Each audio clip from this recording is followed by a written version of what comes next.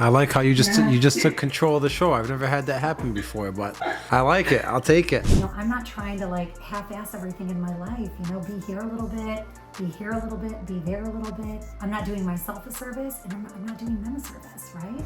You're gonna give yourself at least the possibility of creating something new in your life.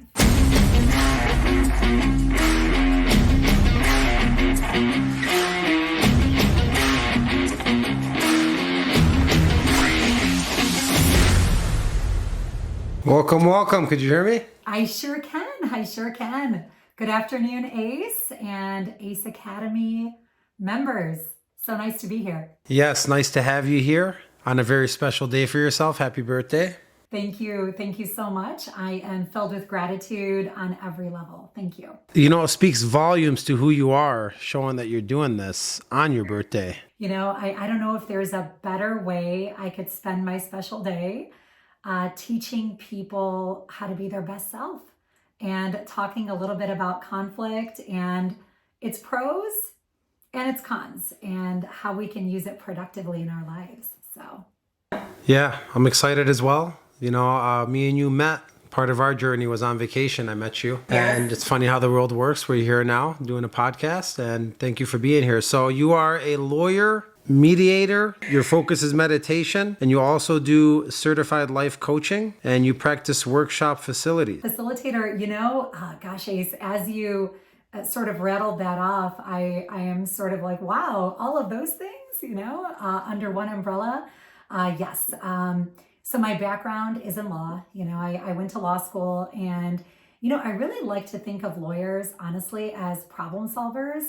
And I guess I eventually graduated to people being my focus. And I do mediation and I do meditation, which I always think is really funny. So I actually bring people together to try and resolve conflicts, big and small. So whether we're talking about two people trying to figure out, a lawsuit, a divorce, and on up to groups of people who are maybe in the middle of change management and everybody is on a different page and they need a facilitator, they need a neutral to come in there, help direct the conversation, make it productive, make sure everyone's input is included as part of the process to get to the best results.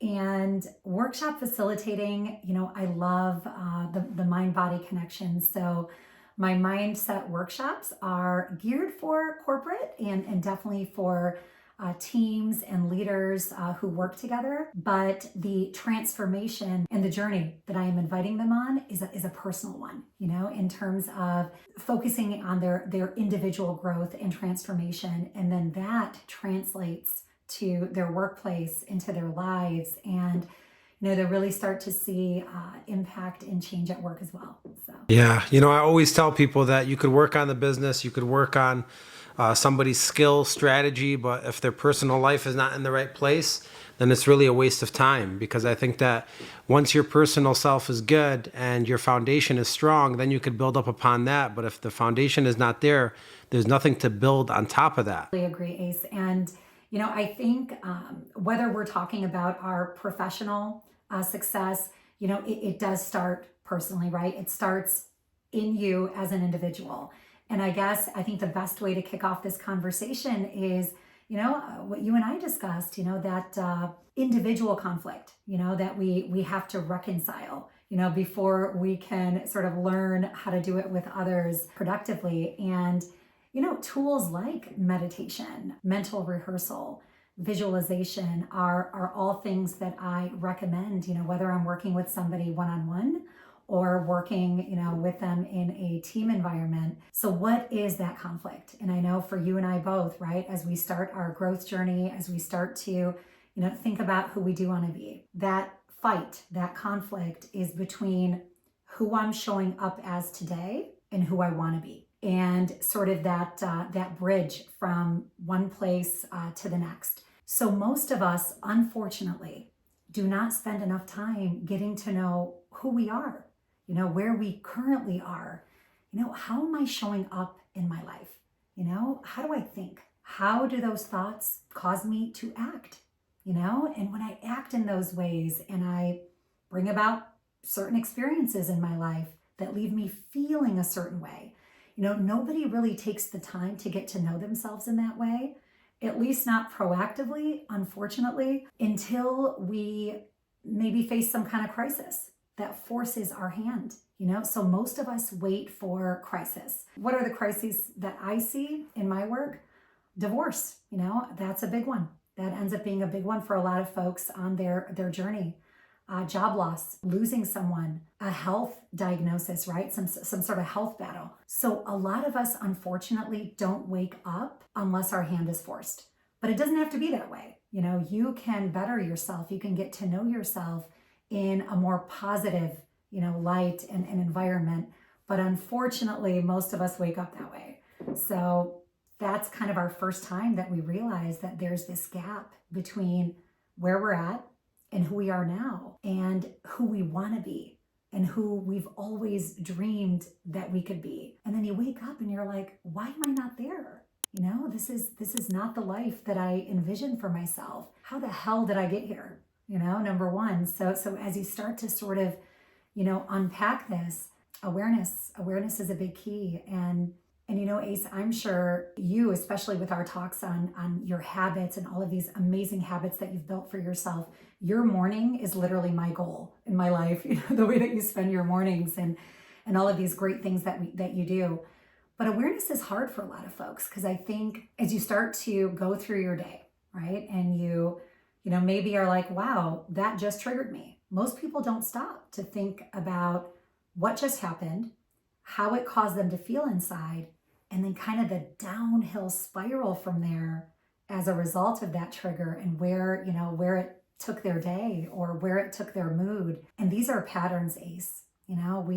We show up in pretty predictable ways in our lives. And those predictable ways that we show up are called habits, right? So we have habits. Those of us over 35, which I'm not sure if your community here, sort of what the age ages are, but once you hit 35, it is so hard to change because 95% of you is automatic, right? We're only using our brain 5% of the time, our conscious brain. All the other time, we're just moving through life, automatic, the way we always do, keeping it all nice and predictable, showing up in very predictable ways.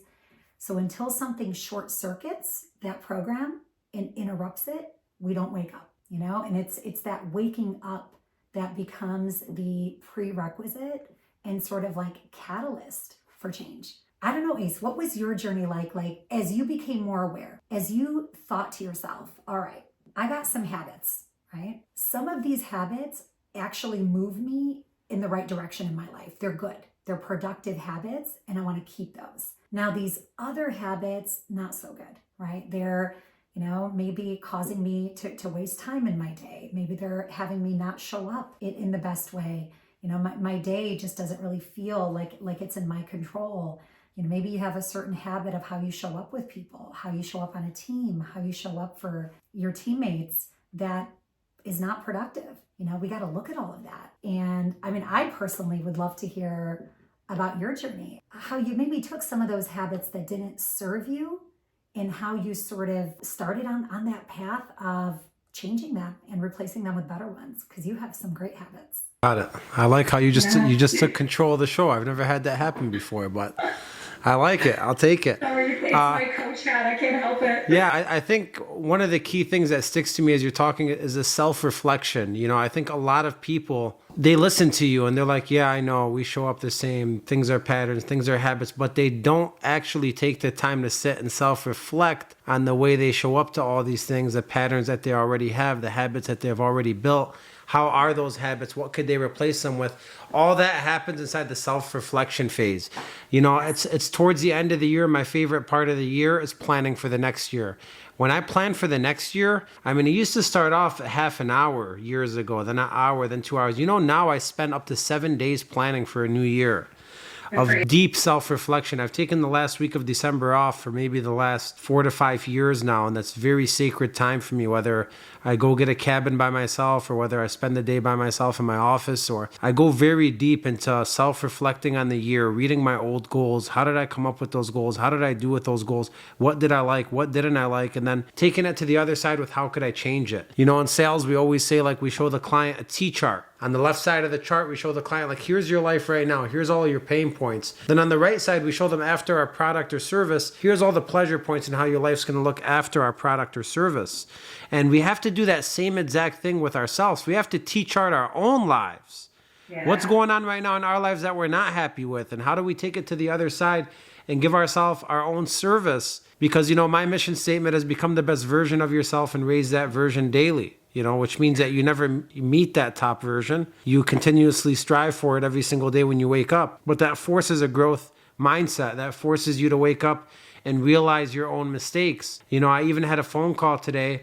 Energy is so important. Like, one, I've realized it, and I even like told my wife the other day, I said, like, you know, when you called me and like we started talking about 10, 11 different things, it really ruined my energy for the rest of the day because I had like a focus in my mind, what I needed to do, a lot of things stacked on top of each other. And when I brought all these other thoughts into that cloud that I wasn't planned to handle, it took me off my drive for the day. So like that was a learning experience for me. And it wasn't telling her in a negative way. It wasn't even negative things we were talking about.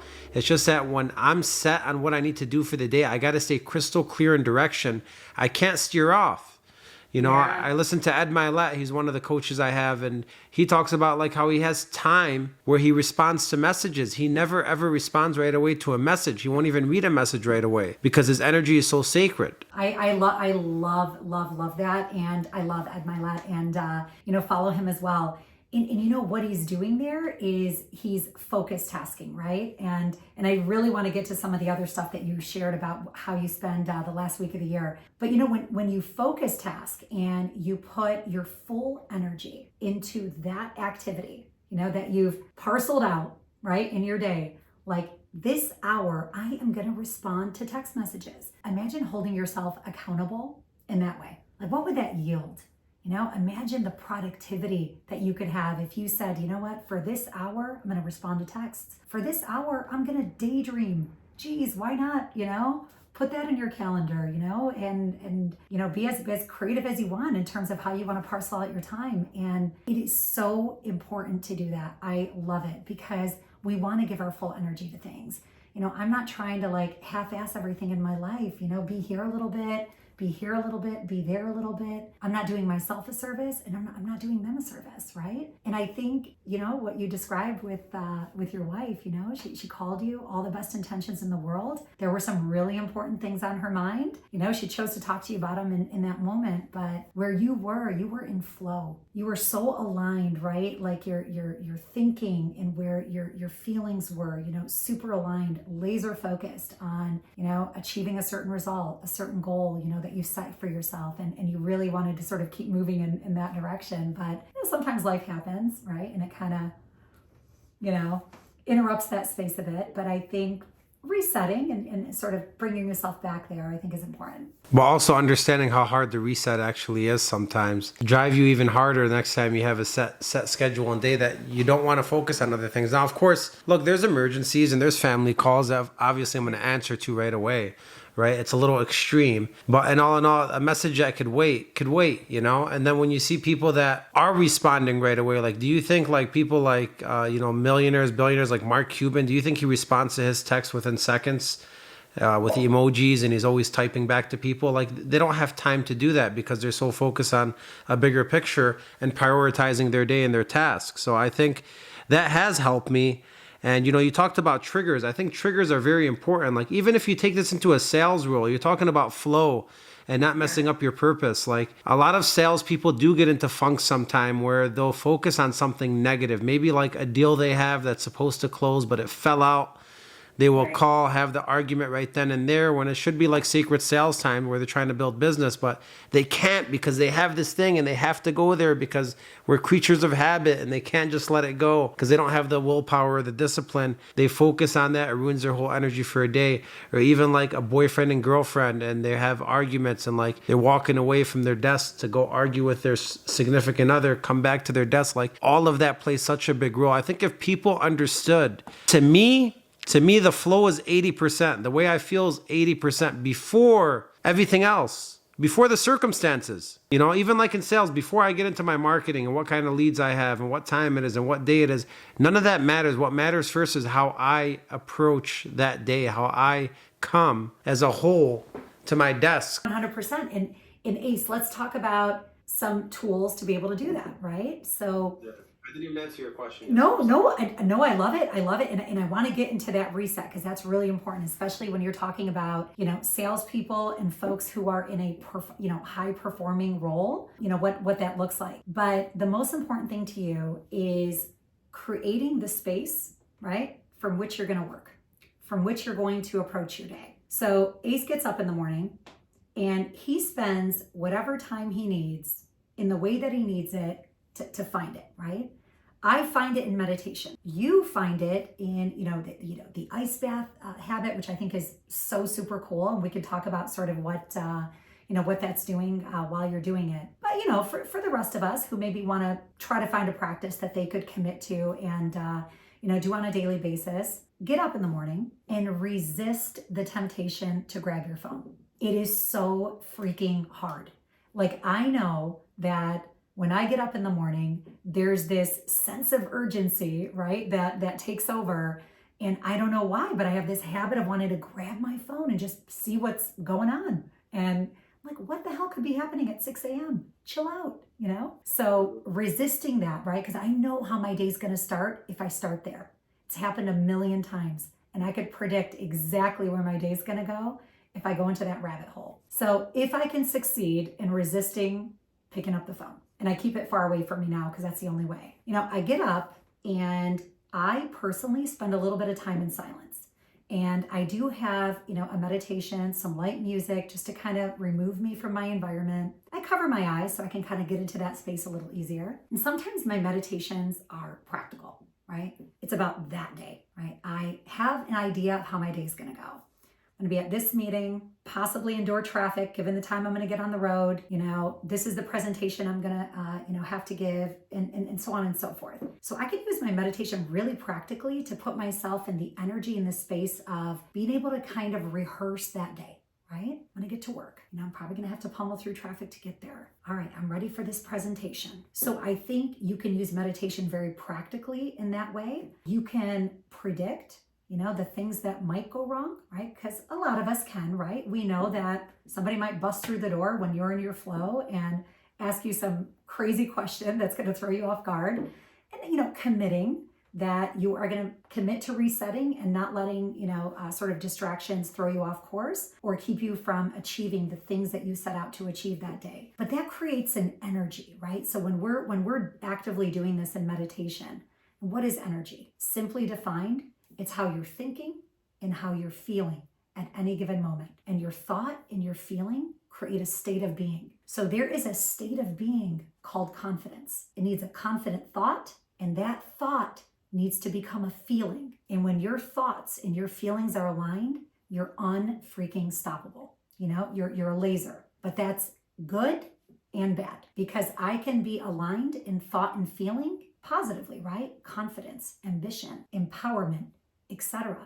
I can also get myself thought feeling aligned and go into an anxiety attack and panic, right? Thinking anxiety, feeling anxiety. Thinking disaster or desperation, feeling disaster and desperation. So regardless, alignment is important because it could send us in any given direction. So I think spending your time like teaching yourself how to align thought and feeling and create energy is so important because we have to do that. And, so that's one thing that I would definitely suggest. And Ace, you and I talked about salespeople, right? How hard is it to produce and perform, minute after minute as a salesperson. It's not easy, right? You maybe make 100 calls in a day, 90 people hang up on you.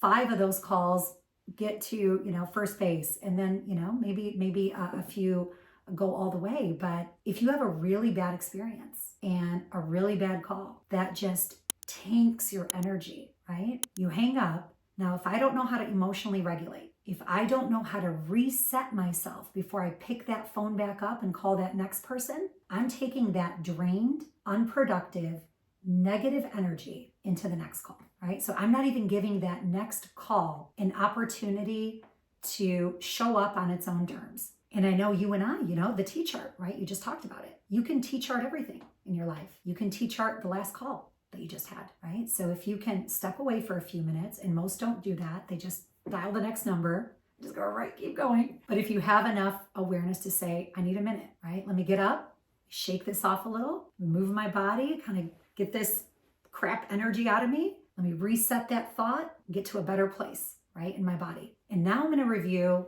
what went well in that last call, right? And what I felt really confident and proud of. And then I'm going to spend some time thinking about what didn't go right. I'm not going to beat myself up as I think about this. I'm going to pretend I had another shot in that moment.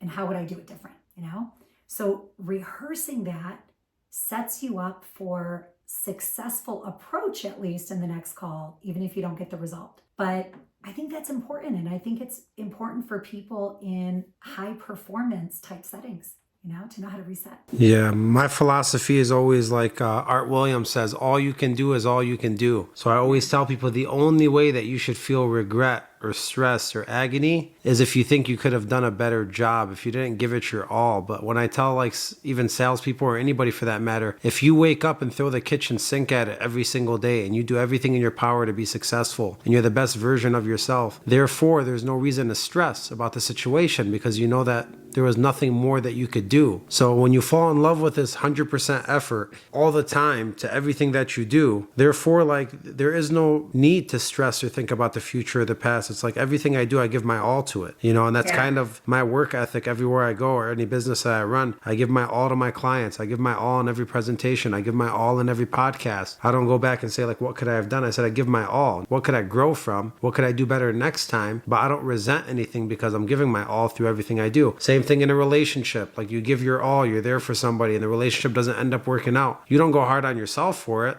You're the best version of yourself. I love that. I love the idea of that 100%, give it and don't beat yourself up, right? If you don't get that result. If we broke down 100% a little bit, I'm going to make some assumptions about your 100% because I think your 100% in the way that it shows up in your life might be a little different than how some other people think of 100%. I guarantee you're present. I guarantee that when you are in that moment, right, giving a sales coach presentation at home with your kids and wife, at the dinner table, whatever it is that you're doing, I guarantee that your head is not stuck in the past, replaying or reviewing some, sort of past scenario, which a lot of us are very stuck in the past, or anticipating or worrying about something that might happen, right? That hasn't happened yet. So I think a lot of us escape the present moment. And as a result, there's divided attention and energy, being taken away from what's happening right now in front of me. So when I'm present, I have a way better shot of my 100% probably getting me to where I need to go versus, divided energy, focus, just kind of, not there. And I swear, Ace, presence is a dying art. And the people that are able to be there, be connected to what's happening, give their full energy to what they are doing. They're in flow when they do that, but I just felt like this need to really break that down because presence is dying as something that a lot of us can do easily. So I would challenge people to just be aware, how present am I, during the day? You're saying earlier that sometimes you need a breakthrough to happen in your life to become present. And it's not like I'm present all the time because I had that issue this year. I'm starting to get over that issue and be more present, but I had that issue where I had a realization and I spent the day in the woods about this realization of present. It was so crazy that I replayed the last 24 hours and I wasn't even there for anything.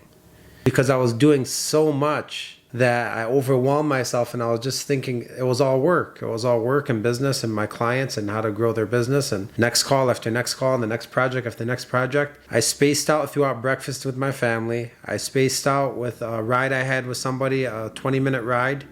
Was on his phone, I was on my phone. There was phone calls where I don't even remember what. So like this whole day was just, it hit me like a big rock where I said, holy shit, I wasn't here all day today. Yeah. And then you look at, adversity. I didn't have to get hit with adversity to have that realization, but I said, what if, God forbid, that was the last time I spent time with somebody? What if, God forbid, that was the last time I seen somebody? And it even makes me emotional thinking about it, because it was a very emotional day where I said, you know what, like all of this, like when I'm somewhere, I'm going to be somewhere. I set my phone on do not disturb at 8 o'clock. My son never has to tell me, put your phone away, Bubba, again. Like all that I've been focused on it. When I'm somewhere, I turn off, throw the phone, put it far away, and just focus on what I'm actually doing. Yeah. And that's not easy for a lot of people. And you know what? It starts in the morning. It starts with that meditation that you're talking about. You meditate into your day, and you envision your day the way you want it to be. And then you look for all the negatives that could possibly happen. You think about those negatives, like if they happen, how am I going to feel? What am I going to do? I mean, therefore, you're pretty much mapping out your whole day for every single scenario that could occur. And when it happens, you're not like, oh my God, you know what just happened? And then you have to call your friend, oh my God, you know what just happened? And we just keep passing the shit. Yeah. Tell it to the next person. I agree. And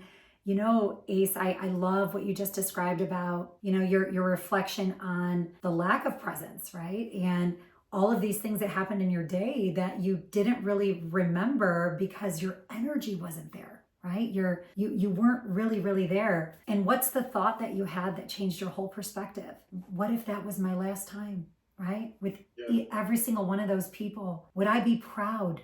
Would I be proud of that last moment if that was it? Also, and you're what like, am I doing it all for? I thought that the whole reason I'm doing this is for family and financial freedom and time, but yet I'm wasting the time that I have right now with my family and the freedom that I do currently have. I'm not even there for that. So you always say, like, you want to work from inside the castle, not outside the castle. Work as if you're already there. How do you operate if you're already inside the castle? That's how you should operate today. Oh, 100. I love that. And, the core of like manifesting, right? When you hear about, gosh, how does that person make all of these successes just look so effortless?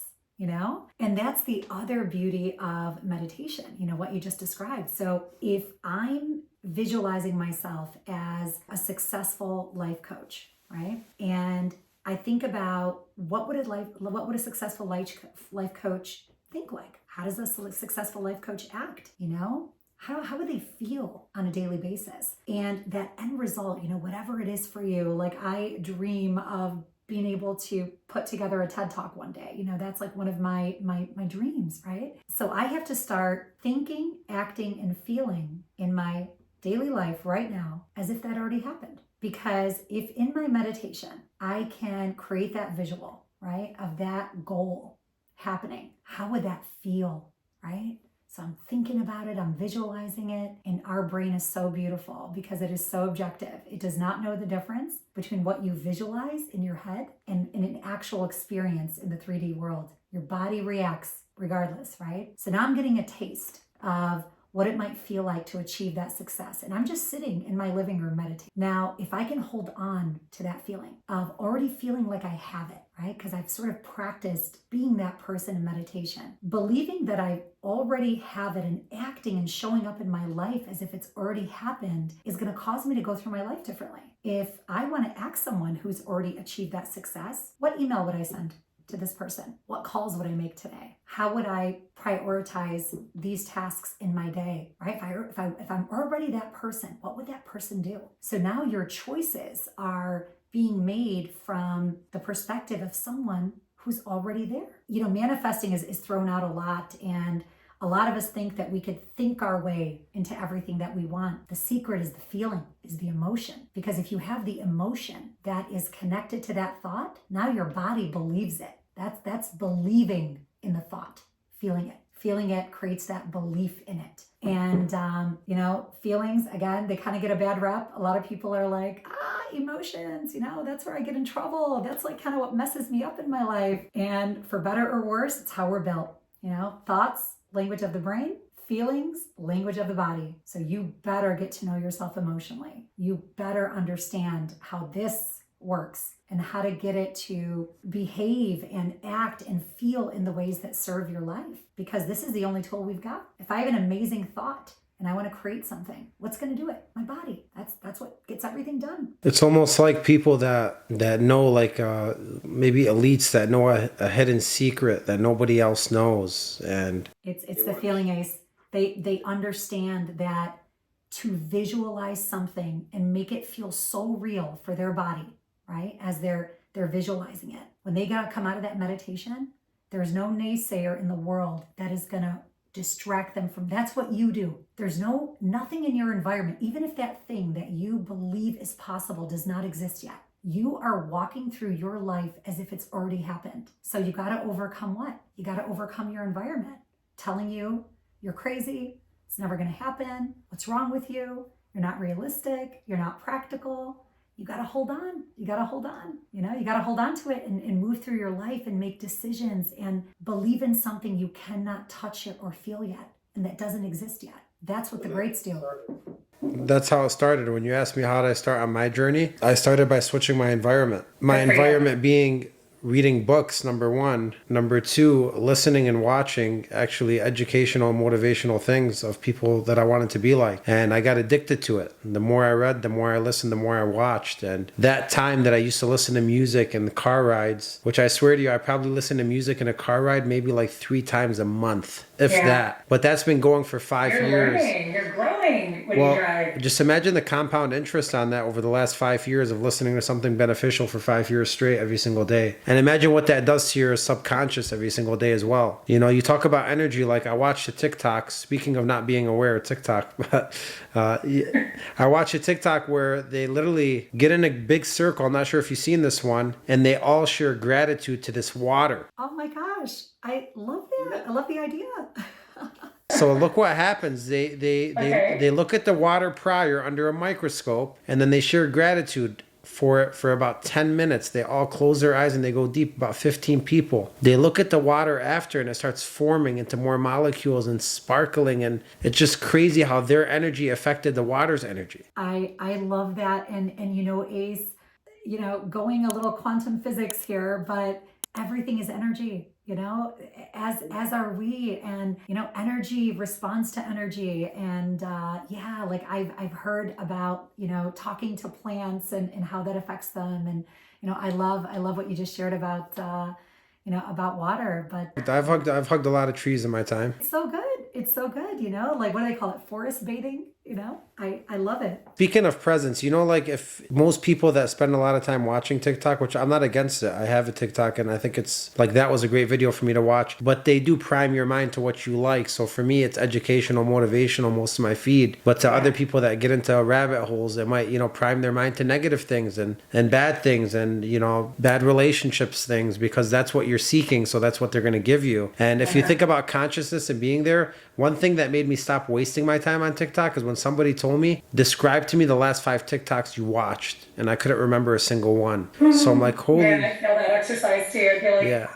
So I'm like, holy crap. So like you're watching all of this content for hours. Well, it's crazy because the way that they tie to your brain and exactly what you want to see, it kind of keeps you on there. It hooks you on next video after next video. But you don't remember any of it at all. So it's essentially a waste of time. That's the thing, what are we gaining? And I've heard about like the psychology, behind TikTok and, why it's so addictive. And, I don't know if it's like the dopamine, just kind of giving your brain the pleasure it thinks it wants, kind of thing. And then the attention span getting shorter and shorter and shorter, because as I consume, 25-second videos, they're going to start to feel pretty long. If you show me a 17-second video and then 12 and then, it's pretty insane. But look, there's some good stuff on there. It's okay.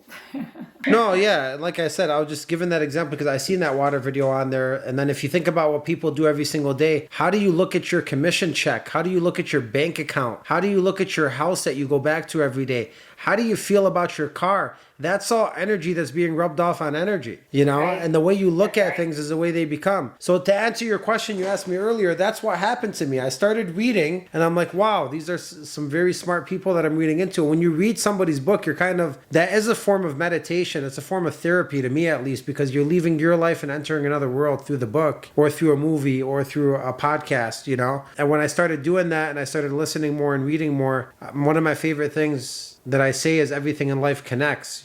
And just think about where this connection went. It started off with somebody giving me a USB and a ticket to Tony Robbins, where I wasn't into motivation at all. I haven't read any books at the time. I go to that and I'm like, wow, this is actually amazing. I start listening to the USB. I start reading books. After a while of reading books, somebody asked me, could you explain to me the last book you read? I might want to read it. I couldn't remember what the last book had in it. So I'm like, holy shit. I spent a month reading a book and I can't even recite anything from it. So I had a personal problem. That personal problem, I said, you got to find a solution for your problem. So the solution was, and I always try, when you have a problem, always try to find a solution for more than just yourself. If you have a problem with something, there's probably other people that have that same problem.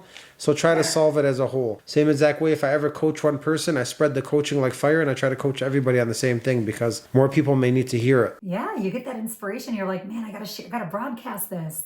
Yeah, so what do? I make a YouTube channel called Top 10 Takeaways where I summarize books in 10 minutes with 10 takeaways. I'm like, all right, so number one, this could be for me to start practicing content. But number two, there's probably other people that have the same problem that might want to listen to a book summary in 10 minutes and then get a refresher on the book. And number three, me doing this exercise is going to force me to remember this book. And I can listen to it myself when I want to remember the book. So like you talk about... You got all those like layers of benefits. Yeah, all these simple actions. And like, look, six years ago on my iPhone, I love it. Oh, I love it. Good for you. Good. And that for was you. like, the top 10 takeaways that I started. But if you think about like all of that connecting and then that turning into motivation and podcasts and like 5 years later to an academy, all that started with reading in a book. Absolutely. And if it's okay to kind of go slight nerd into the neuroscience, what you experienced, in this amazing journey and what kind of set you off, right? So you were a certain guy living a certain way, thinking a certain way, showing up in your life a certain way, and so on and so forth. So the minute that we get some new knowledge, right? So information is so powerful. So as we read a book about somebody who inspires us, go to a Tony Robbins event, talk to people, learn, start gathering all of this information. What does it do? It gives us, it at least empowers us to be able to make a different choice, right? So if I have new information now in my head that is in competition with some of the old stuff I knew and some of the old, things I knew, it's at least fighting. I have at least the choice to do something differently. The minute you make a different choice, you are going to act differently in your life. You're going to behave different. It's just the way it is. When you behave differently, you have a different experience by necessity. You do something different, you're going to have a different experience. So now that new experience, inspired by that new piece of knowledge that I learned, man, I feel something different because I just did something different, right? So you were so empowered by the knowledge and information that you were gaining, but you didn't stop there. You took it into your life, right? So you started making different choices. You started interacting with people differently. You started showing up a little more courageously, right? Trying different things out based on what you learned, based on what this great guy did or this great person did. You had a different experience. You felt awesome. You freaking loved it. And you thought, let me do that again. That's what happens, that's literally how it happens. And that's why, as long as you're continuing to learn, right, and exposing yourself to new information, you're gonna give yourself at least the possibility of creating something new in your life, right? But you gotta be so inspired by that information to go out into your life, make a different choice and do something different, because otherwise it's just knowledge sitting up there. You ever heard somebody say, I'm full of useless knowledge? You ever heard somebody say that, right? So what are they saying? They're saying, I know a whole bunch of stuff. I've read everything. I've exposed myself to everything, but I've never had the guts to take that information and do anything different in my life. Therefore, I'm a book of useless knowledge, right? You are the embodiment the expression of that knowledge when you have the courage to do something with it and show up differently in your life. Which is why I always tell people the first thing you should do with any knowledge that you acquire is just force one action item into your life from that knowledge. That's it. Just one, because you got to start the fire. But if you don't do that first thing or the first day or the first hour, it's gone. That's right? You're not going to right. come back to it next week. That's why a lot of people that set appointments with me through my calendar, sometimes my calendar will be booked for like 2 weeks. So I notice people that set appointments 3 weeks out, I'll get 50% conversion on those appointments, even showing up, because they don't feel it anymore like they need a coach or they want to talk to somebody. They felt it in that moment. I wasn't available in that moment, therefore I lost them. Yeah, that's a really good point. Yeah, there's almost that momentary inspiration, and you're like, where does it go? Same exact thing where I tell salespeople, like, there's 2 calls, there's 1 call, they're setting appointments. I always tell people the hottest time to sell is now. Don't let somebody off the line. Don't let somebody out of your parking lot. If they're in their emotional state and you make them feel good about the product or service, you got to close on it right away, because you let them go for a day, 2 days, 3 days. What happens? The flock of average people consume their mind with pollution. That's right. No, that's go right. here. No, don't do that. No, this. No, my uncle this. No, my aunt said this. No, my sister did this. And then their mind's so polluted that they never come back to you. Yeah, and who made the decision? Not them. Yeah. Right? Everybody else.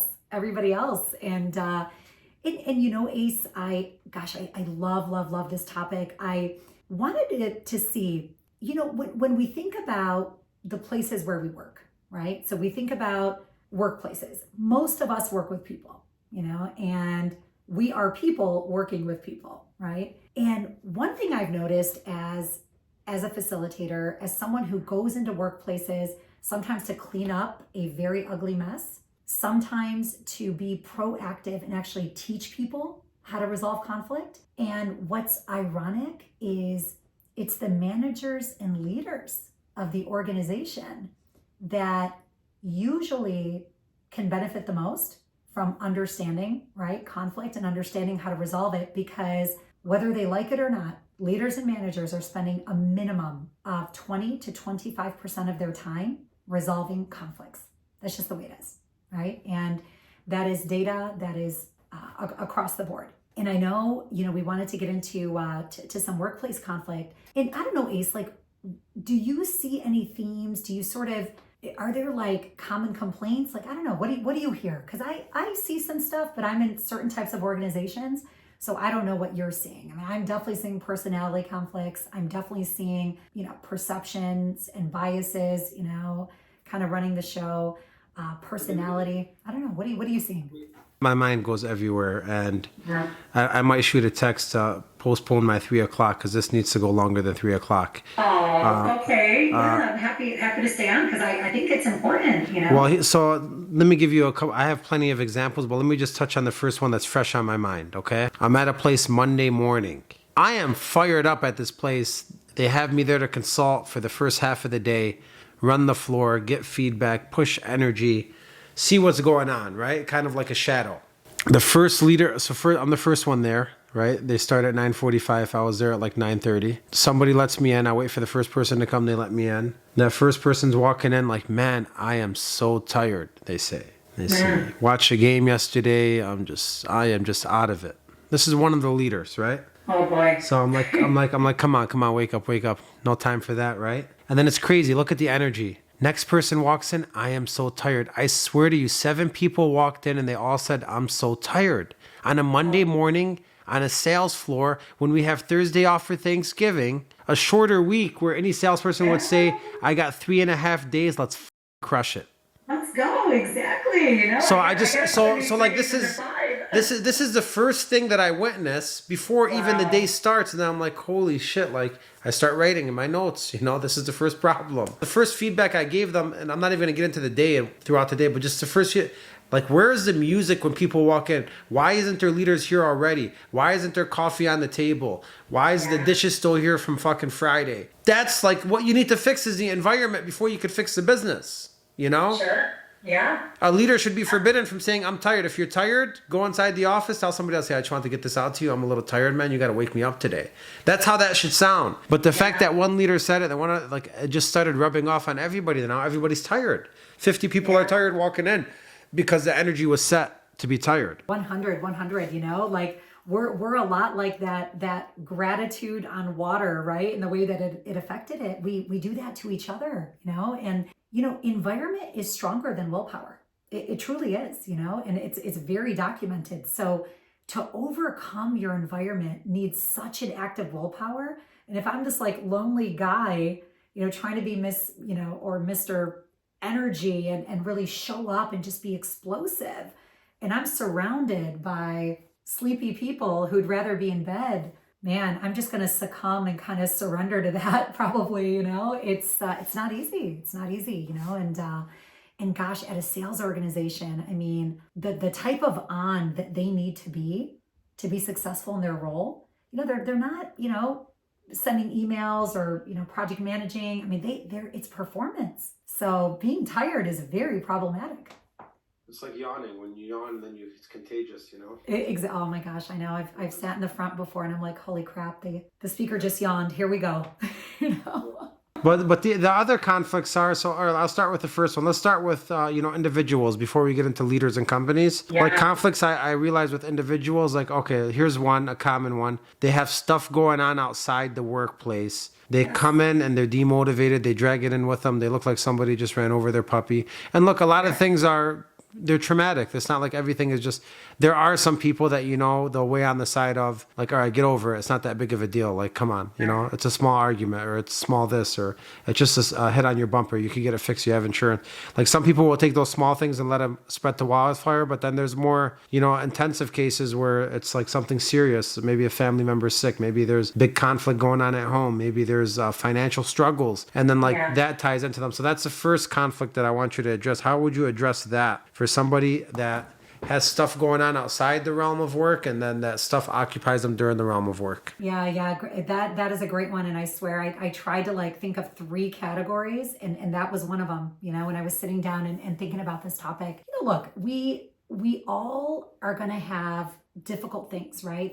That we go through in our life, like you mentioned. Some of it is small, but unfortunately can affect their mood and energy for the whole day, and they just cannot shake it off. Other stuff is big and heavy and should not be shaken off, easily. I think self-awareness is super, super important. Sometimes other self-aware people in your office can be aware and observant of where you're at and kind of help you out, if you want to create an environment that is supportive in that way, right? So I first have to at least recognize that where I'm at energetically, if I'm holding on to that crap from my personal life and bringing it to work, is not going to help me achieve my goals, right? So instead of pretending that everyone around me needs to adjust to where I'm at and accept that I'm going to be kind of useless today, that my problem is the most important thing in the world, and everyone has to sort of yield to my energy, you can't do that. You can't show up into your workplace and expect something like that. Recognizing where you're at, and I hope, having some tools and maybe a supportive environment that could help you do this. Look, you don't seem like you're in a good place right now mentally. I know there's some stuff going on at home. Go take a walk, do what you got to do. I don't want you to make that next call right now. Don't worry about it. Recognize where you are, because I see where you're at, Give yourself the time that you need. A lot of people don't know how to support themselves. A lot of people don't know how to practice tools on themselves that they could easily tell others to do. So maybe for the more, smaller issue, you'd hope an environment like that could be possible. And recognizing, hey, dude, where you're at is messing up your flow. You're not in a good place. We need to be able to talk to each other like that. And that person needs to be able to recognize where they're at and then do something about it. Now, your bigger issue, look, employers got to help support folks when they need to be supported. And sometimes getting that support when you need it really, really helps create loyalty. And when that person is through, the hard thing that they're going through, they are really going to show up. So expecting that person to produce in the way that they would or could if everything was great is probably not realistic. So as a manager, I think recognizing where that person is really, really important. Sometimes it has the ironic opposite effect of like motivating that person because they feel supported and they don't feel like they're like fighting this like quiet battle in some invisible, kind of lonely way. So I think, I think those things are really important. Just say that you're the leader, and I'm like, Z, I can't do it today. I just got a ton of shit going on outside. My girlfriend just dumped me. I've been with her for 2 years. I just found out that something happened. I don't want to get into it. My family member's not feeling the best. Like I give you all this shit and I dump it on you, and then I tell you like I got to go home, and then you take me to your office. Like how does that conversation sound with me? How do you get me out of this funk? Like what are you say these tools, but some people listening may not know what these tools are. Yeah, so like how does that sound? We're in your office right now. What do you tell me? I mean, look, I've been on both sides of that as the employee going through something hard, and then as the team leader who's trying to support that person through it. Look, we're human beings. We have lives outside of work that are gonna blur and bleed, into the workplace sometimes. Sometimes we got to put business aside and put other business forward. I think connecting with that person as a human being first. Maybe it's the first time ever somebody asks them, how's it going? And how are you feeling? And how are you doing? And if I can create a safe space as a leader, as a manager, to kind of let that person maybe for the first time kind of get it all out, just kind of speak it out loud and just kind of not have it be sort of trapped in there and just driving them crazy in their brain and body. I think a lot of employers do have some tools that, well-being, type of stuff that they could suggest. Asking the person, how can I support you through this? When you throw the ball to the other person and they have to start thinking, not just from their perspective as an employee, but now from your perspective as a manager. I've been thrown that question. It was almost shocking the things that I suggested. The person now is going to be accountable to the solution that's obviously being devised now between two people. You're throwing it at them to think about how they can be supported. How can we balance what you're going through with the demands of your job? Let's recognize where your performance is going to be affected. I probably can't have you on the phone 6 hours a day while this is going on. I recognize that. Can you accept that your numbers are going to probably go down, right, as a result? Well, do we have to go to that drastic measure? Or can we try to do something that sounds a little bit more reasonable? Can you commit to something more than that? And if so, what support do you need from me to help you get there? And I think eventually where the person will end up is devising a plan of attack for themselves as it relates to work, bring a little bit of ownership to the situation and not feel so overwhelmed that I don't even know what to do. I don't know what's going on. My life is ending. Everything's over, kind of going into that drastic kind of survival type of energy and actually feeling maybe for the first time that there is a road out of this. There is a way out. There is a light at the end of the tunnel. And I know managers sometimes are not equipped for these conversations because they don't even know how to talk that way themselves, and maybe it's a culture shift in terms of who should be managing people. Managers need to be human-centric. Needs centric. They need to be able to talk about what motivates, what doesn't motivate you. That behavior back there, what was going on? I need to give a shit about the answer as a manager, right? And if that answer that I am getting on, where that person's at, what motivates them, what doesn't motivate them, threatens, right, the way I'm doing my job and maybe the systems that I've set up, and maybe they're not working because they're not motivating people in the way that they should. Managers need to know that. And they need to also have the courage to embrace some of that disruption that employees are embracing all the time. So you think that comes down to leadership? Leadership should be there to support them and resolve the issue for them, or help resolve it by making things more convenient for them and customizing a strategy that works for them and showing that they care to build more loyalty in the future. 100%, because the other thing that you could do is you could take a moment of perceived weakness for your employee and convert it into empowerment, right? That's what leaders know how to do, or at least a good leader. The dangerous opposite of them saying like, yo, keep that shit outside the office. You have to grind here. You're at this many deals for the month. You got to be here. Like that could completely destroy somebody on the opposite end. Well, 100, because now they're like, man, I got a couple more fights going on now. I'm not only fighting, my life and not knowing sort of where this is going. Now I got to show up to work in this shitty state and try to fight for the results because I'm not aligned. I'm not there. It's not a good place. Supporting people pays off. It has an ROI. People just don't have the patience, to do it, because managers sometimes see their role just as results, right? Numbers, and I think expanding their own view of what they're there to do and accomplish and how they need to be supporting their people. I worked in organizations, Ace, where the wrong people were promoted into management and leadership positions. They were fantastic individual contributors, amazing. They could kill it. And I've worked at sales organizations. So the guy who has the best numbers now becomes my manager. So he knows how to create the result on the phone, maybe with a customer, and sell like hell. I get it. But a lot of them don't know how to manage people. And a lot of them don't want to get into the weeds that is necessary when you're managing people. I think that is really, really important. Ace, as a facilitator and mediator who resolves conflict, you would be so surprised how many leaders don't even know their own conflict management style. They don't know.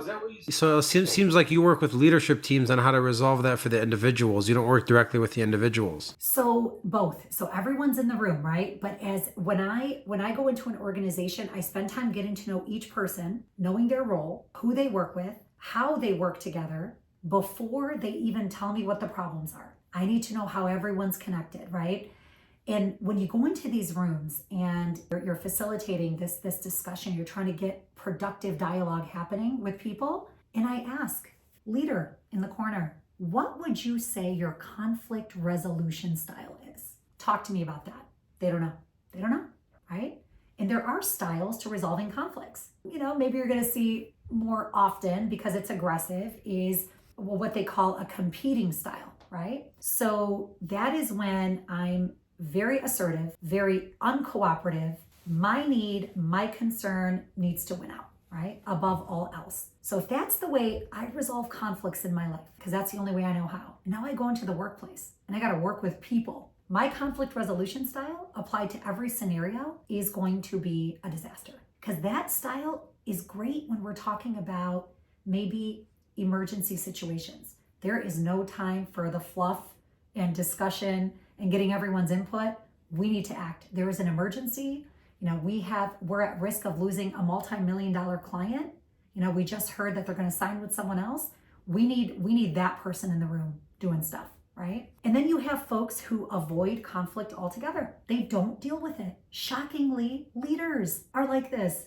It'll take care of itself. They're adults. They'll figure it out. Just blind, right? It didn't happen. It's not happening. There are people who actually do this. That is how they resolve conflict, by just moving on, pretending it's not happening, hoping and praying somebody else figures it out. And then you have like collaborating, right? Like there's like me, like I love to collaborate. I love to hear your concerns. What do you need? What do you think a good solution is? All right, Ace, here's what I think, might be good, And that collaborative process usually is going to yield a win-win. Maybe not 100%, but we're going to get somewhere pretty good. There's accommodators. I put my concern and need completely aside and just go with what you want, right? I don't want to deal with it. I don't care. I don't have the energy. I don't have the mental capacity. Just whatever they want, let's just do it. And then there's compromising. We got to meet halfway. You're going to have to give something up and I'm going to have to give something up. As long as we both give up equally and we meet somewhere in the middle, I'm good. So you have these styles. So as you're trying to build awareness on your team, and as a facilitator, I build vocabulary around conflict, so people actually know how to talk about it. So when you empower people with language, you give them an actual vocabulary now to talk about it. Me and you, Ace, could say, all right, Ace, this is probably one where I think we all need to collaborate. What do you think? Yeah, Z, everyone's input kind of coming into this, process, might get us somewhere really good, and we have the time, we have the resources. Seems like everyone's on board. That's what we're going to do. You build a vocabulary and a language around it. But what do most, leaders and managers do? They just think we're going into the room. The best idea is going to win. We're not going to hear from anyone as to why and how it affects them and da-da-da. This is what we're doing and we're moving on. And some decisions have to be made that way. And I respect that, but not every decision. The other big thing that gets us in trouble is a lot of people don't know what their job is. There's no clarity around roles and responsibilities. And you see this in like smaller organizations. I see it all the time, Ace, I swear. Well, that's not my job, that's your job. So if it's neither person's job, somebody has to step up. Well, who is that? And did that person who now stepped up and did that, are they now sort of my quasi-manager because they're doing something sort of dotted line, hierarchy, kind of thing going on here? So that's a huge one. Not knowing your roles and responsibilities. And if these sort of like situations that nobody could have even thought of come up, who does it and how? So that's really a big one. And when you have flat organizations where there is no hierarchy and there is sort of this, hey, we're all the same, we're kind of all at the same level, that sort of comes up in those organizations because there's almost this necessity that someone takes ownership of the result, but the organization is not set up for that, So conflict leads to innovation in maybe the org chart and how teams work together and who does what and who reports to who. So conflict is actually also a vibrant force for innovating, for solving problems, for, getting competitive edges, in the marketplace. Because when we're all not on the same page, sometimes the best ideas come out of those conversations that nobody could have thought of. So as you're talking about that, one thing I think of is like something we do for companies called the chain of command. Where we build a template that has a picture, a name, email, and direct line of every person, their role under, and all their responsibilities, and also a place to deliver feedback. So we get this out to everybody as part of the onboarding, so everybody has a clear concises of who does what and who to go to for who. A lot of people are like, who does technology? Who does this? Who do I call for this? Well, they know that right away. We build that for them up front. And a lot of times we're trying to build it and then we run into those issues like, well, there's multiple people that do that. Well, who should be doing it? Who shouldn't be doing it? Who takes credit for it? Who doesn't take credit for it? So a lot of times we figure those things out and it helps us build a uniform list of people that have different responsibilities. But then what we tie to that is, roundtable feedback sessions where each person from technology has one day a month where he grabs random people from every other team and then they give feedback. And then if they say like they're not comfortable giving feedback, we walk around with a feedback box and they leave unanimous feedback or a unanimous submission. And then that feedback's reviewed every single month. So now everybody is working together on the mission and it's a collaborative experience instead of just having, kind of like a communist approach where just one person says something, everybody does it. There is no discussion. I love that. I love that. And that gets to how companies resolve conflict, and resolve sort of differences of opinion or, when my concern or need and your concern or need are kind of at odds is so important because it tells you who they are.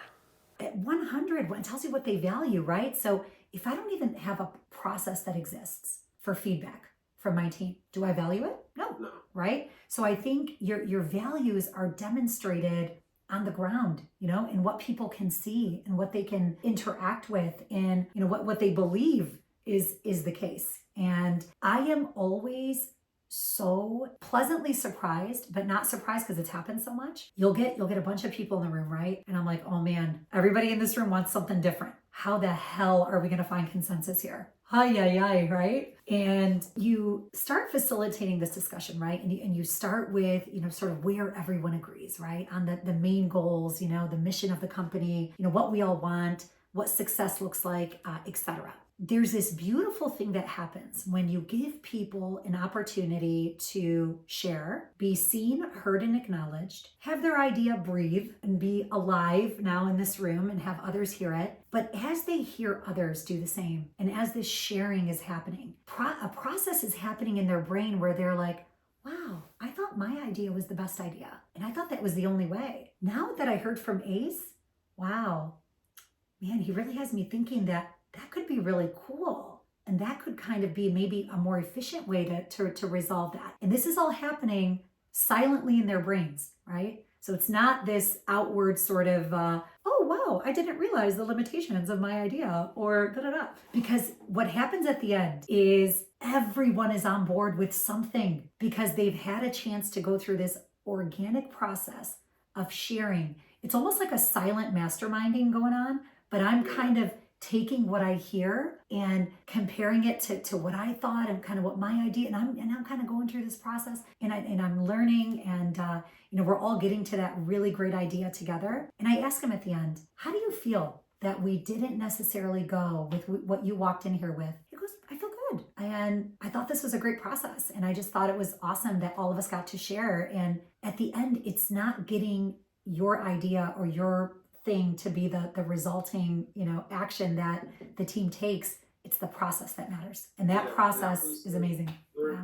Top, if I work for, big companies, big financial institutions, top 5 in the country, some of them top in the world, and they practice the way they're going to deliver a message. They foreshadow the way people are going to respond to the message with all different personalities and places that they're at inside of their careers. And then they take that all into consideration and they adjust the message and they adjust the rollout according to what's going to suit everybody the best. And then they still collect feedback from it as they go. So if big companies are doing this that make billions of dollars, why wouldn't we do the same exact thing for our smaller companies if we have a vision of trying to build them that big anyway? Yeah, absolutely. Absolutely. That should be our vision anyways when we're doing it. 100%. And I love, I love what you just brought up, because it got me thinking about this other, kind of awesome, benefit of conflict. So let's say, Ace, you tell me, Z, we're going to be looking at, a couple of different ideas and approaches to kind of solve this one problem, right? And I know it's going to be my idea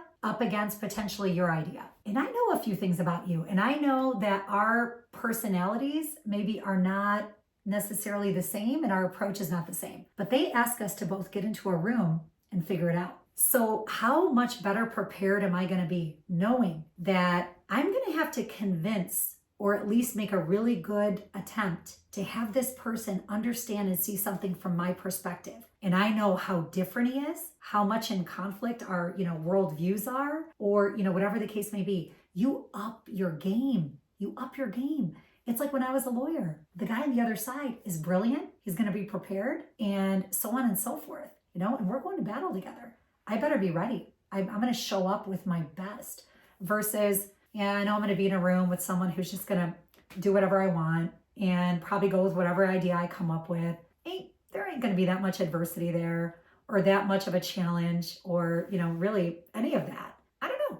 Am I going to show up in the same way? Because you're a lawyer, so you kind of have to play devil's advocate and be ready for the other side in every single circumstance.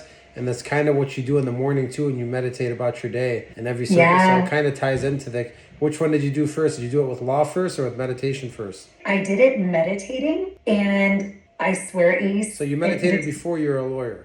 No, I was a lawyer for many years, and I got introduced to meditation in 2018. A lot of really difficult, life circumstances going on at that time. But one of my favorite things to use meditation for is problem solving.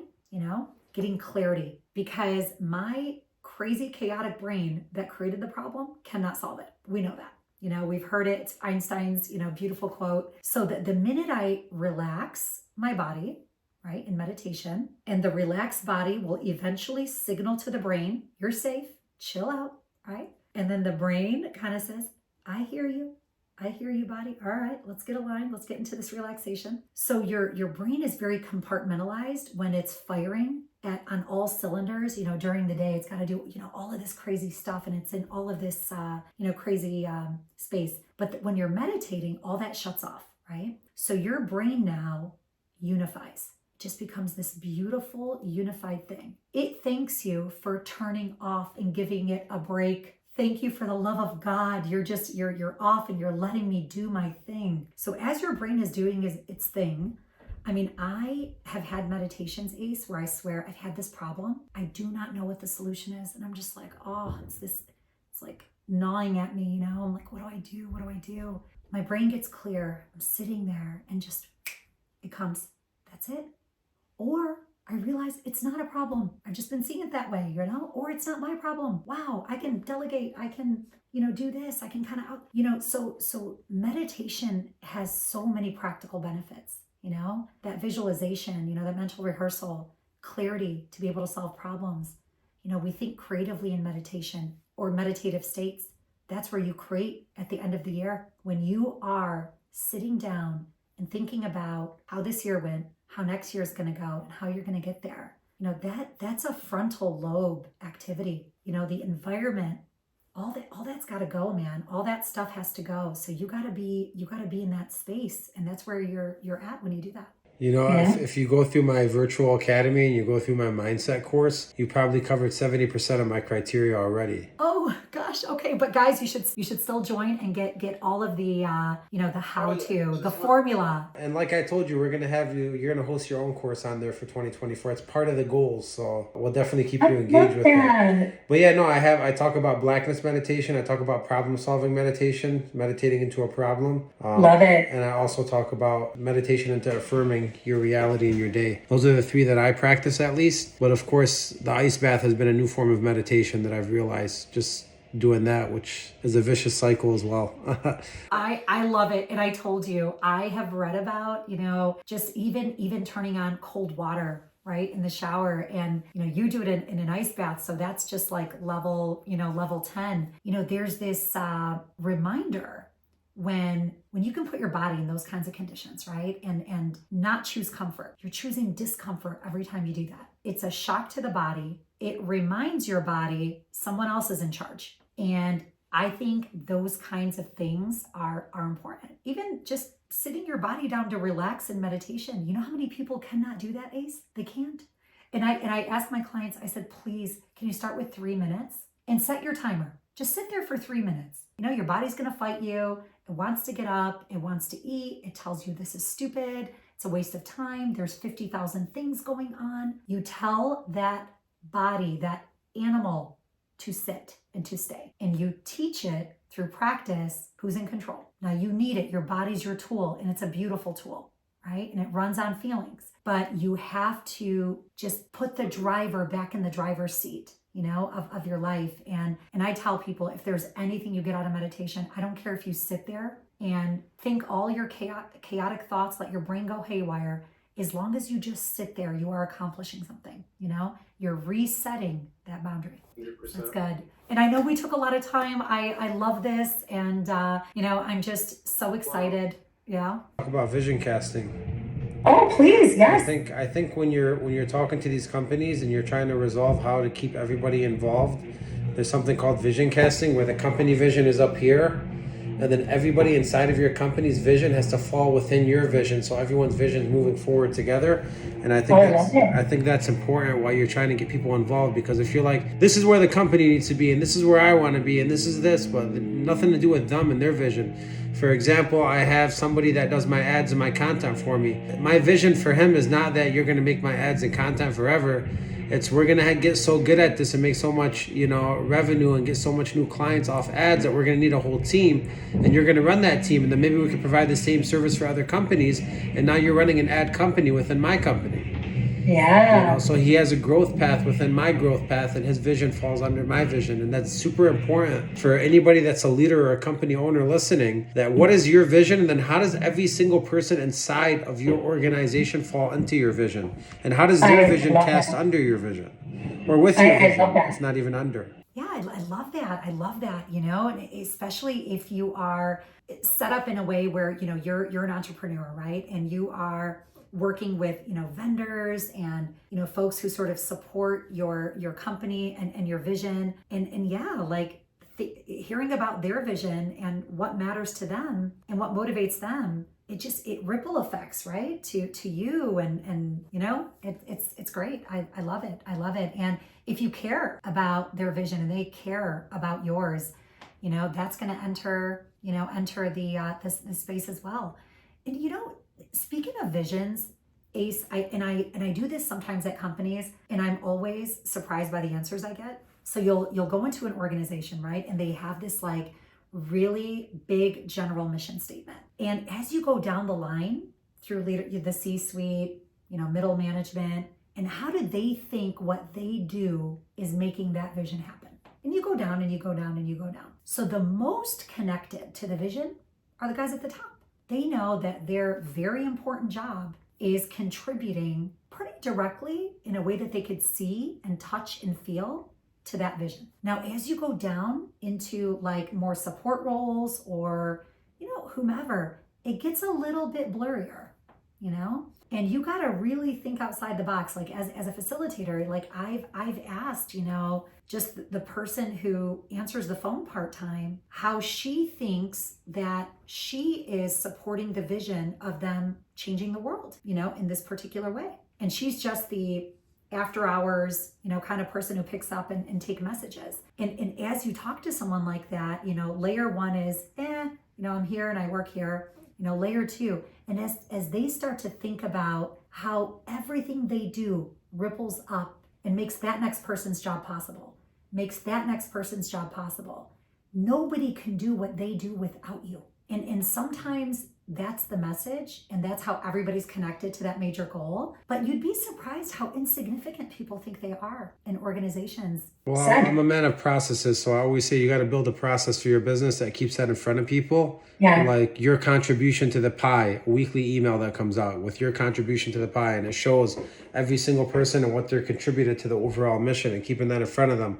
Then every month making the contribution pie award to the person that contributed the most and their role mattered. And sometimes that could go to the staff outside, that could go to the secretaries, that could go to the people that clean the floors. It could go to anybody, but keeping that in front of them as an award every single month you give out. So I like to build traditions around all these things that are essential to big companies and even smaller companies that are trying to grow. I love it. Look, it's like us in our personal life. Everybody loves compliments, even if you say you don't, you do, it feels nice to get recognition, to, have your value be observed and celebrated. Like I think those things are so important. We're human beings. It's how we're built. It's how we're wired, and we're social as well. So recognition, applause, just recognizing people, I think is great. And I again, we go back to the companies that you're consulting that are creating these processes and actually committing time, energy, and effort to keep them going demonstrates their values, right? And they value recognizing people, making sure everybody knows that no matter how small their job is, they are contributing. Compared to other people that will tell me, culture doesn't matter, man. They don't really care, man. That's not going to make a difference, man. Like those people, I just think like you don't have the keys to the treasure yet. You don't even know what you're missing. You don't know what's inside the chamber. Because your mind's not ready to accept.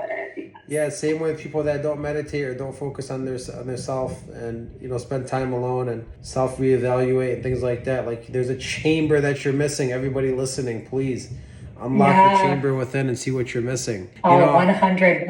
I had a lot more conflicts to go through with you, honestly. I had like salespeople that are not doing good throughout the month and their check's a little low and it's a commission job and they have 1 week left. How do you get them out of that? And I had some workplace conflicts. People always ask me, Z, they tell me, how do you block it out? Because I could have a tornado going on outside of work, but I'm very good at blocking it out and then coming into the day and then leaving all that till 6, 7 o'clock and dealing with it then. But I always tell people my best answer to that is I have no choice but to block it out. Yeah. What are my choices? My choices are to fail. You want me to fail? Should I fall behind on my bills? Should I lose my lifestyle that I appreciate the most? Should I let my son down? Should I let my wife down? Should I let my parents down? Like, I don't have any choice. So I'm forced, when something hits me, adversity, I could push it to the side because I have no choice, or else the whole factory line is going to come into shambles because I am the factory line.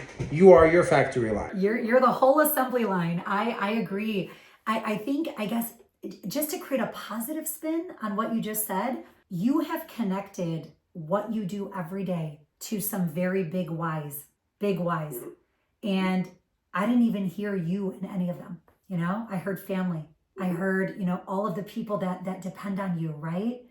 I heard, honoring everything that you've built up to this point and, committing and being loyal to that. So not having a choice means there's something bigger that you're connected to that is bigger than that distraction, that thing that's trying to sort of, take you away and give you every excuse to just quit and, not. So when you have some very big whys of why you do what you do, it will, what is the beautiful quote that I'm thinking of here? You'll endure anyhow, or I know there's a great quote out there that is related to this. So you have connected to some very, very big whys, Ace, and those whys are big. They're important.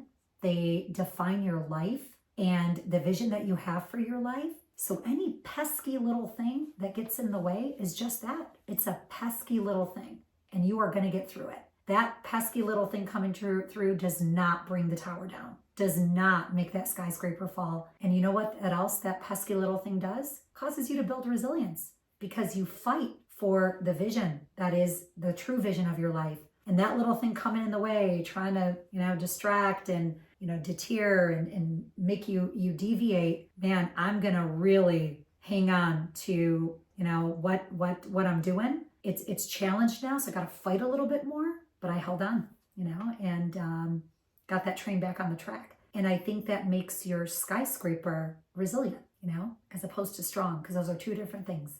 Yeah, I could see you envisioning your own as you're talking. Oh yeah, it's and I swear, Ace, and I love this work, I swear, but it is so much easier for me to help somebody else do it, right? Because I get into my own, limiting beliefs sometimes, which I'm trying to tackle. That's the other thing, as you talked about the guy that's like, this doesn't matter, changing this habit is not going to do anything. This is not going to, change my life. And sorry, when girls pretend to be guys, we always do that voice. That's a person with, living according to some very limiting beliefs, right? Yes. There's a belief system back there that he or she is so loyal to that nothing's going to break it. The only thing that breaks it is when they reach midlife, usually for most people, and they're like, this is not the life that I envision for myself. I'm about to hit 40. I'm about to hit 45, whatever. And where am I? What am I doing? How the hell did I get here? And I'll tell you, one of the first things I did is I had to audit my belief system. And I had a toxic belief system. Do not let the smile fool you. I literally spent so much of my life, Ace, believing things subconsciously, right? So they're kind of operating back there. Things like, everything has to be hard, right? If it's not hard, then I'm definitely not in the right room. I got to be struggling, suffering in some way, or otherwise I'm not doing it right, right? So obviously I'm going to be manifesting a lot of challenge and no beautiful, clear paths, right? And I also had a bad relationship with money. I had this belief from the time I was a kid. Maybe I met a few people who had a lot of money that weren't nice, and I started associating it with negative personality traits. And I would, maybe think to myself, well, I don't want to have a lot of money, because if I do, I'm going to stop being a nice person, or, I'm going to pick up these other personality traits that are not desirable, and I don't want to be that person, So you think about sort of how these beliefs, or that I have to do everything by myself, right? You're alone in this world. You got to figure it out alone. Nobody wants to help you. Nobody cares. Figure it out, right? So if I go through my life with that belief system, I am making certain choices, showing up certain ways, having certain experiences, and feeling a very specific way in my life. And that becomes sort of a pattern, and the more we do it, the more it becomes our conditioning, the more that it sort of becomes the automatic way that we show up. So just like I automatically pick up my toothbrush to brush my teeth, the minute I see any, sort of easy path or something that just seems too good to be true, my habit and my automatic reaction is to be distrustful of that, because it can't be right. But it's a habit. Just like you pick up your toothbrush, your habit, when that shows up, is to go here, So yeah, look, belief systems are super, super important. And that guy is going to stay exactly where he's at until he starts changing some of those beliefs, filling his head with new knowledge like you did, reading about people who think in inspired ways and the results of their life, as a result of thinking in that inspired way. How they show up, having the courage to show up in his life the way you did and do things different, make different choices, have different experiences. That's the only way his life's going to change, you know? And beliefs are thoughts that you've had a million times that are just established fact now. I love that. Yeah. So that's where it starts, you know, Ace. Like, and I will tell you, building that self-awareness to really know, where is my belief system? I sometimes got to reverse engineer it. I say, I just did some really crappy thing. Let's reverse engineer this. Figure out what the hell just happened, right? Get rid of it So completely. Yeah, I reverse engineer it because I'm like, I just did something. Where the hell was my judgment? Why the hell did I just do that? Who did that, right? And I sort of go from the action back to, what the hell was going on? Did I even think? Did I even consciously do anything? Well, most of the before I time do- it's probably tied to a trigger, right? 100%? So how do you, 100%. so, because I know we're out of time, but how do Yeah, you, yeah, I want to ask you, what's your best approach to triggers for people? A lot of them have to do with their past and the way they were brought up, and they're so deeply rooted. Yeah. But then when I think about triggers, I also think there's some triggers that it's hard to avoid. Maybe family, maybe something that you have to run into every single day. Maybe it's something that you suffer with that you can't get rid of, trauma. What's your best approach for triggers, for negative triggers, and to help avoid those so that way you could stay on a positive track?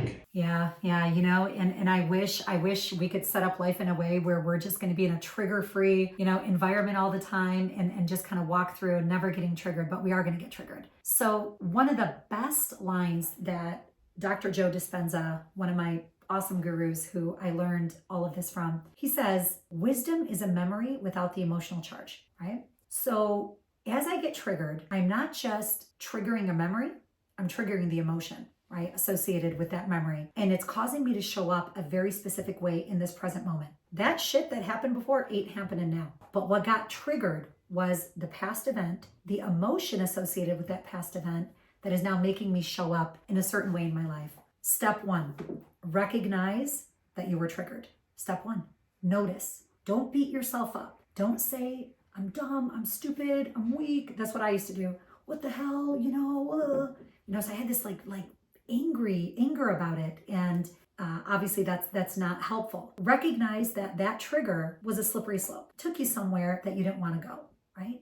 Own it. That's okay. Now, when I meditate at night, because I meditate a little bit in the morning, a little bit at night, I reflect on my day. In that space, under the influence of that trigger, is not where I want to reflect. Right? I'm not going to be able to.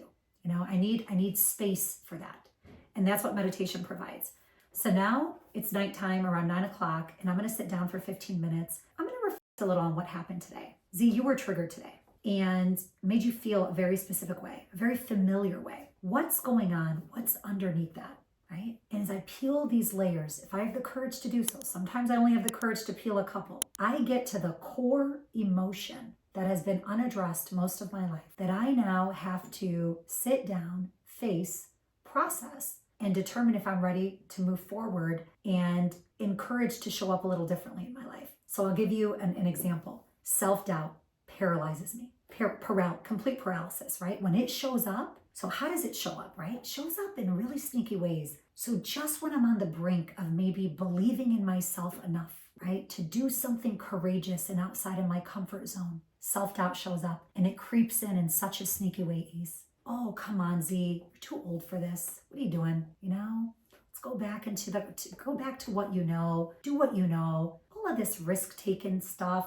See, my self-doubt has now gotten like so much smarter. So it's like way more persuasive now. So it's really like intelligent, you know, the way it talks to me. Oh, it's a creature, right? So now I'm kind of arguing, right, with the self-doubt. And I'm like, well, but this is my dream and this is what I really want to do. But it won today. That's fine. So it causes me to not do the thing that I had envisioned for the day. It causes me to sort of default back to how my day usually goes. I didn't step outside my comfort zone. I didn't make that call, send that email, do the thing that I was inspired this morning to do because it came up, you know, the trigger came up and it won. So now it's nighttime and I'm reflecting on that. And I start to kind of relive the moment a little bit. And I say, all right, you're showing up self-doubt and man, you are really showing up in sneaky ways. So what's really going on here, Z? You know, sweetheart, you might be scared, you know? What are you scared of? Well, I'm scared of failing. I'm scared that whatever I'm trying to do, people might think is stupid. And am I really cut out for this? And all right, we've talked about this before, haven't we? Didn't we say that you've done the training? You have the knowledge, girl, you got all these components there. What's really going on here? As I start to really sort of peel the layers, right? I end up getting to some core emotion that I haven't quite resolved yet in my life. Maybe it's fear of rejection, right? Fear of looking stupid, fear of not being accepted. Let me just stay in safety land where it's safe, because I'm not going to expose myself to any of those things that I deeply fear. And if you do this work enough, you will probably get to the first time that it happened, the first time you felt that way, the first time in your life that, this experience of feeling rejection, feeling not accepted, feeling like everybody in the room thought you were dumb, or whatever it is, right? So it's buried there sometimes, in childhood and in some of these, early experiences. And sometimes we got to go there. I spend time, I do inner child work, I do definitely some work trying to heal. My parents' divorce was the conflict that defined my life. And I realized that the trauma that I carried from that experience altered me permanently inside and had me show up a certain way in my life and exhibit a certain personality. So as I'm tackling these personality traits that I don't like about myself, I'm like, where are they coming from? And why do I feel powerless to do anything different? And sometimes I have to go to the source of when and where and how, and tell myself that chapter is done. The healing work, there's a lot of awesome resources I could recommend to your community to do that inner child, healing type of work. Because what you do is you resolve that emotion once and for all, and you give yourself a choice, and you're empowered now to show up differently. So it heals something that's so foundational, that is a little crack in your foundation, seals it. And now I have a choice to show up in that moment differently, because I am not held back by the usual ways I show up in a moment like that, which are very much influenced and colored by this chapter that I've left unresolved. And, Ace, especially when I do one-on-one work, we go to these really challenging places. And assuming the person is ready in their journey to go there, we got to tackle that stuff. And I personally define freedom in that way. I want to be unshackled by the limitations, the so-called narrative and story of who I have been and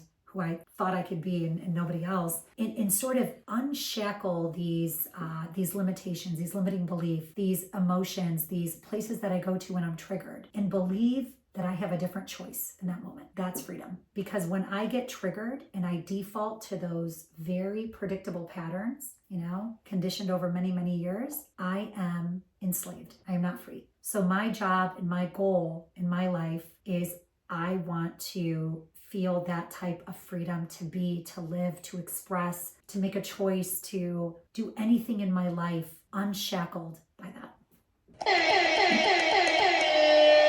Yeah. That's freedom. That was beautiful. It's freedom. That's it, Freedom choice. is when you could get triggered by your inner child or your trauma. You could look at it and say, no, no, no, no, that's not me anymore. And you use I'm that. making a different choice. You use that as fuel to make the right choice instead of gas to keep making the wrong choices. And that's the thing, because that story gets so good and becomes your beautiful excuse as to why you're not going to open up in a relationship and let love in, why you're not going to go into that job thinking, a promotion might be possible, or heck, maybe I could even run this company one day. Your story and your narrative is so important, because you will use it to justify everything that's happening. So that's got to get shaken up too. And the things that have happened are, important, because a lot of times there's some unresolved emotion, in any of those experiences that we are still carrying the baggage of. And neuroscience nerd fact, the more you do not show up the way you usually do in that situation, you will actually prune the circuitry in your brain connected to that habit or that behavior or that sort of automatic way of showing up. The more you don't do it, your brain says, oh my gosh, she hasn't needed us. She hasn't done this. She hasn't resorted to us in a while. Seems like she doesn't need us here anymore. So you literally will prune that connection in your brain associated with that behavior or that habit, as long as you don't visit it, as long as you don't do it. Yeah, they eventually vanish. They eventually go. And then you have to replace it with something new. Because if you don't replace that old thing that you just got rid of with some new optimal behavior that's going to move you in the direction of your goals and dreams, what happens if with that empty space? If it stays empty too long, the old comes back. Yeah, it's like if you have a fear of judgment, and that comes from your childhood trauma of always being judged, and there's a one circumstance, and every time you get judged, you get angry, and you lash out at somebody and you attack, and then eventually you go deep enough to discover, and then you end up replacing that with every single time I'm going to get judged, I'm going to ask that person, how could I have done it better? There you go. Seek feedback, and that becomes your replacement. And after doing it for so long, the trauma's gone, and this is just the way that you do things now. Yeah, absolutely. Absolutely. And you touched on something so beautiful, because people think healing is some sort of past oriented activity. It's not. As you replaced what you just said, the beautiful way that you just put it, as you replace that usual reaction to judgment and replaced it with, how could I have done it better? You're literally healing the past. Now I'm going to hit you with some improv as I turn off the lights in here and light my my affirmation candle. What's this one here? This is the 8 a.m. Oh, I candle. love it. Okay. Now look, there was more stuff I wanted to touch on you with, but you're making a course for the Academy. We're going to host it for you next year. I wanted to touch on, like, you do like meditation for, divorce, for job loss, financial loss, physical loss, people loss, health. I wanted to get into the work conflicts and the personal conflicts. Let's just make sure that your course you're going to do includes all of that, okay? Oh my gosh, absolutely. Conflict is my thing, individual, personal, people. If you have a page on Instagram, please drop those. Say them right now out loud so people know where to find you. Oh, thank you. Yeah. So Z the coach, Z_the_coach.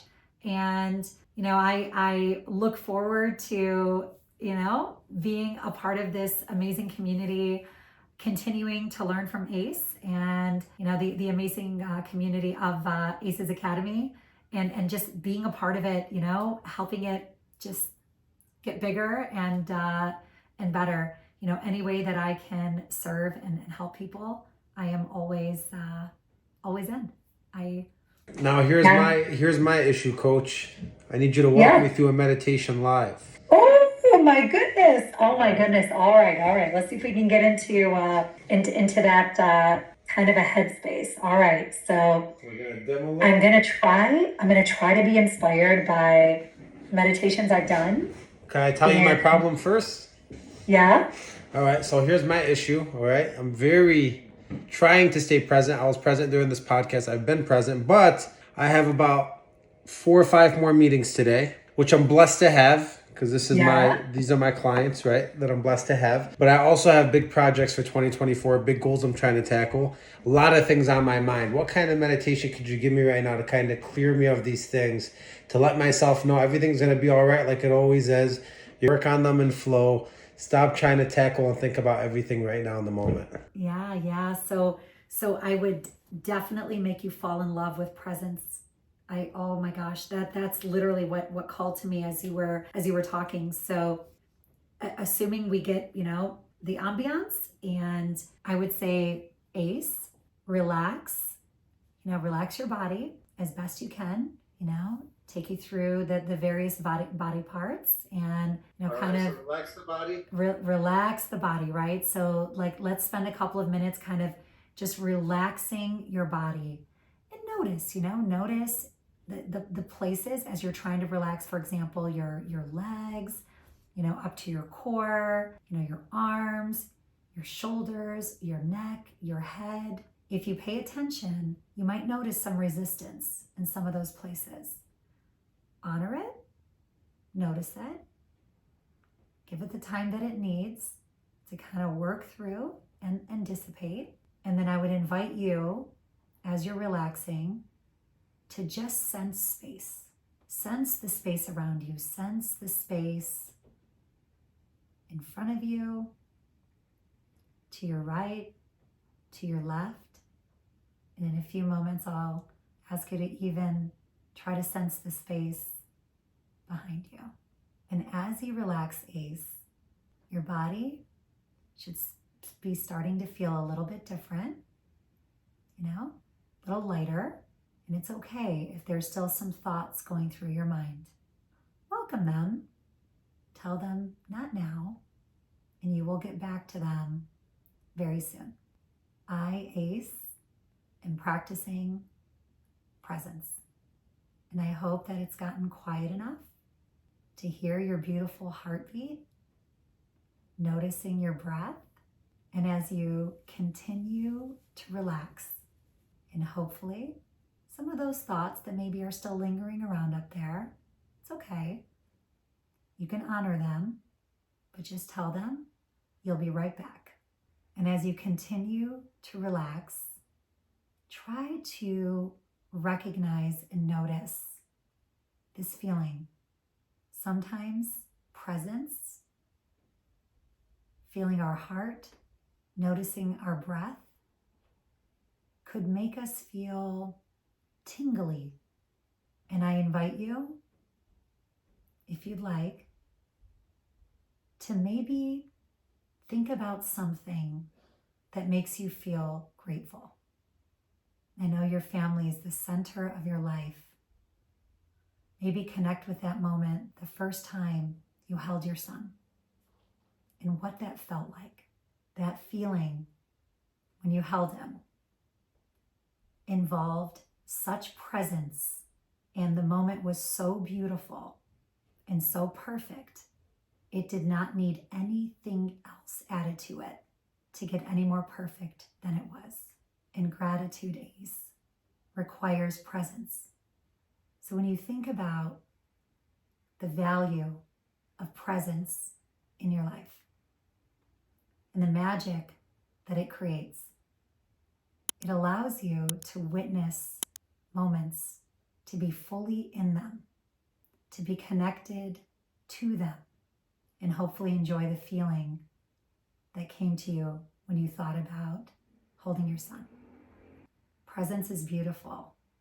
Presence invites you to be creative, to problem solve, to see something that maybe you didn't notice before because your head was too busy or somewhere else.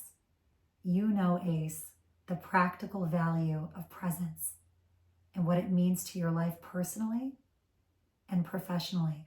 The more present we are, the less likely we are to go into our survival energies and, maybe that sense of urgency that we might feel throughout our day that takes us away from the present moment and usually doesn't serve us. Let that be one of your motivations to hold on to the present moment and always be where you are. And as you continue to relax, I hope at this point your head feels clear, your body feels safe and relaxed, and I hope you have been just enjoying the sensations that come about when we are fully present and doing nothing except enjoying the present moment. You deserve this feeling.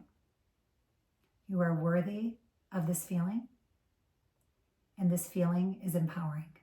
Think about how you will hold yourself accountable to find this place throughout your day and not beat yourself up if you deviate or go off the path a bit.